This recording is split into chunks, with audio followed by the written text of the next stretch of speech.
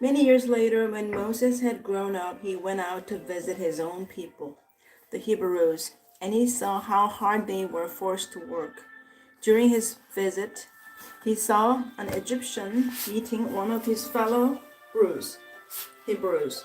After looking in all directions to make sure no one was watching, Moses killed the Egyptian and hid the body in the sand.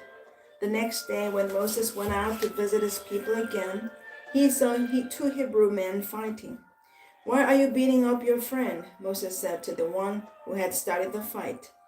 The man replied, "Who appointed you to be our prince and judge? Are you going to kill me as you killed that Egyptian yesterday?" Then Moses was afraid, thinking, "Everyone knows that I did." And sure enough, Pharaoh heard what had happened, and he tried to kill Moses. But Moses fled from Pharaoh and went to live in the land of Midian. When Moses arrived in Midian, he sat down beside a well. Now the priest of Midian had 7 daughters who came as usual to draw water and fill the water troughs for their father's flocks. But some other shepherds came and chased them away. So Moses jumped up and rescued the girls from the shepherds. Then he drew water for their flocks. When the girls returned to Reuel, their father, he asked, "Why are you back so soon today?" "An Egyptian rescued us from the shepherds," they answered. "And then he drew water for us and watered our flocks." "Then where is he?" their father asked. "Why did you leave him there? Invite him to come and eat with us." Moses accepted the invitation and he settled there with him. In time, Reuel gave Moses his daughter Zipporah to be his wife. Later she gave birth to a son, and Moses named him Gershom, for he explained, "I've been a foreigner in a foreign land." Years passed, and the king of Egypt died. But the Israelites continued to groan under their burden of slavery. They cried out for help, and their cry rose up to God. God heard their groaning, and he remembered his covenant promise to Abraham, Isaac, and Jacob. He looked down on the people of Israel and knew it was time to act. One day Moses was tending the flock of his father-in-law Jethro, the priest of Midian. He led the flock far into the wilderness and came to Sinai, the mountain of God. There the angel of the Lord appeared to him in a blazing fire from the middle of a bush. Moses stared in amazement. Though the bush was engulfed in flames, it didn't burn up. "This is amazing," Moses said to himself.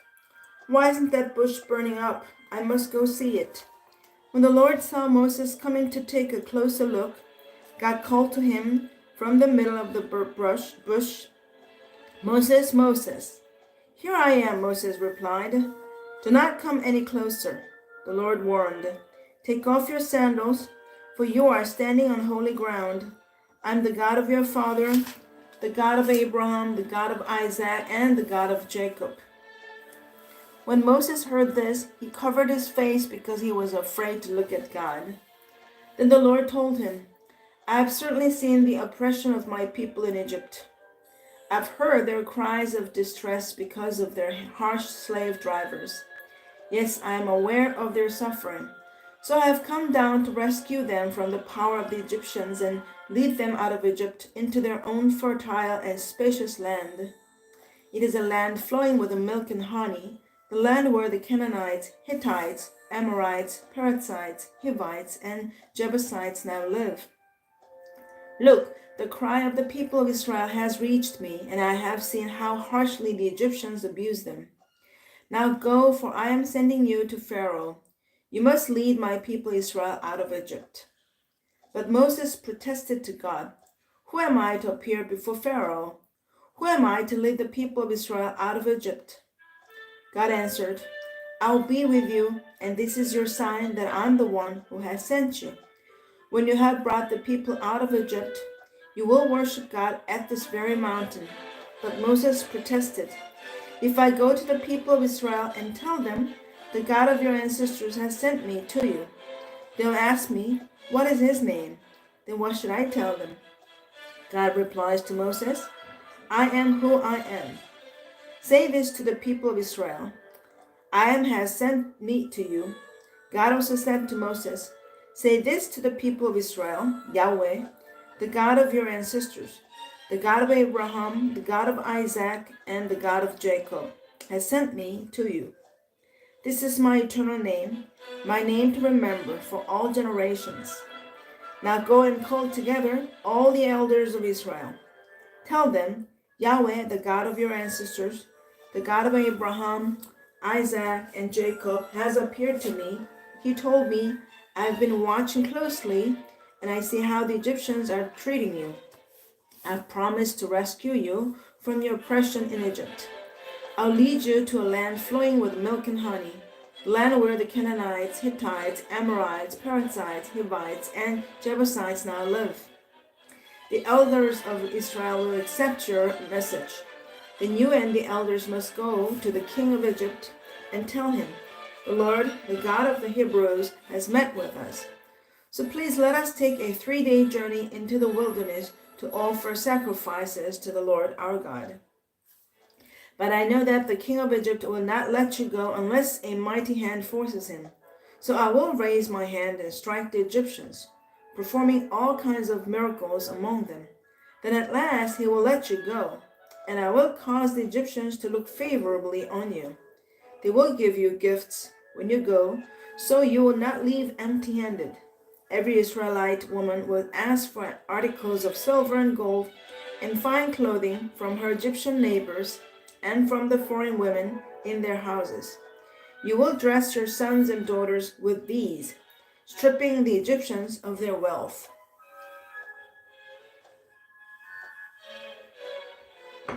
Now Matthew 17:10-27. Then his disciples asked him, why do the teachers of religious law insist that Elijah must return before the Messiah comes? Jesus replied, Elijah is indeed coming first to get everything ready. But I tell you, Elijah has already come, but he wasn't recognized, and they chose to abuse him. And in the same way, they will also make the Son of Man suffer. Then the disciples realized he was talking about John the Baptist. At the foot of the mountain, a large crowd was waiting for them. A man came and knelt before Jesus and said, Lord, have mercy on my son. He has seizures and suffers terribly. He often falls into the fire or into the water. So I brought him to your disciples, but they couldn't heal him. Jesus said, you faithless and corrupt people, how long must I be with you? How long must I put up with you? Bring the boy here to me. Then Jesus rebuked the demon in the boy, and it left him. From that moment, the boy was well. Afterward, the disciples asked Jesus privately, why couldn't we cast out that demon? You don't have enough faith, Jesus told them. I tell you the truth. If you had faith even as small as mustard seed, you could say to this mountain, move from here to there, and it would move. Nothing would be impossible. After they gathered again in Galilee, Jesus told them, the Son of Man is going to be betrayed into the hands of his enemies. He will be killed, but on the third day he will be raised from the dead. And the disciples were filled with grief. On their arrival in Capernaum, the collectors of the temple tax came to Peter and asked him, doesn't your teacher pay the temple tax? Yes, he does, Peter replied. Then he went into the house. But before he had a chance to speak, Jesus asked him, what do you think, Peter? Do kings tax their own people or the people they have conquered? They tax the people they have conquered, Peter replied. Well then, Jesus said, the citizens are free. However, we don't want to offend them, so go down to the lake and throw in a line, open the mouth of the first fish you catch, and you will find a large silver coin. Take it and pay the tax for both of us.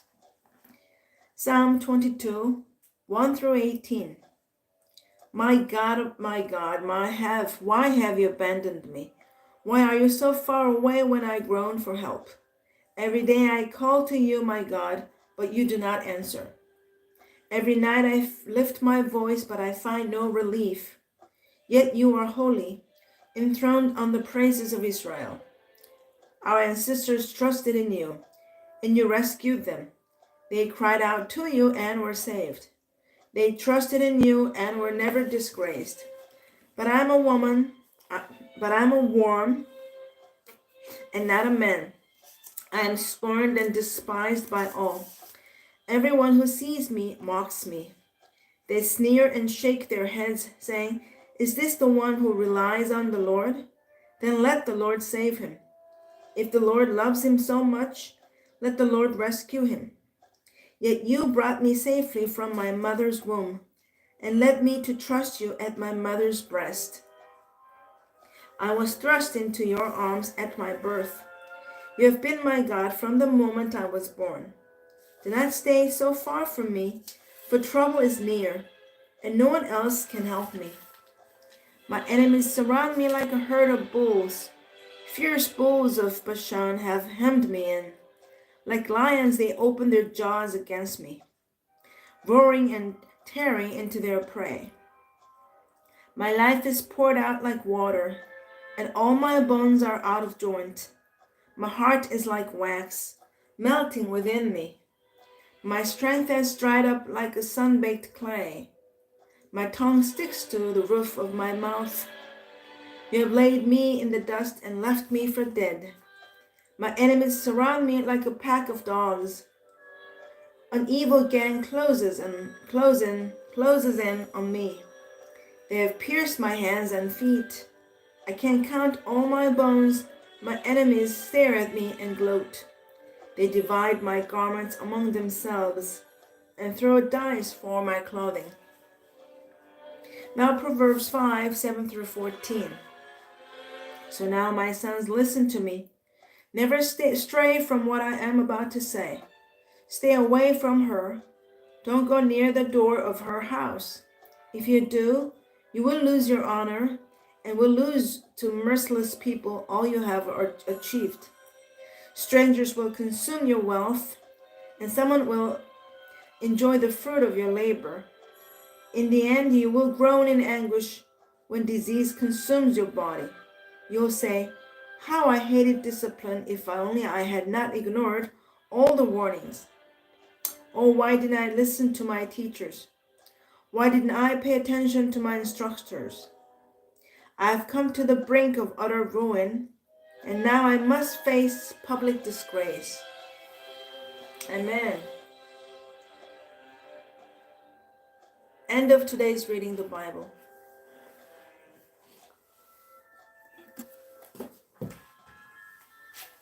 See you tomorrow. God bless you.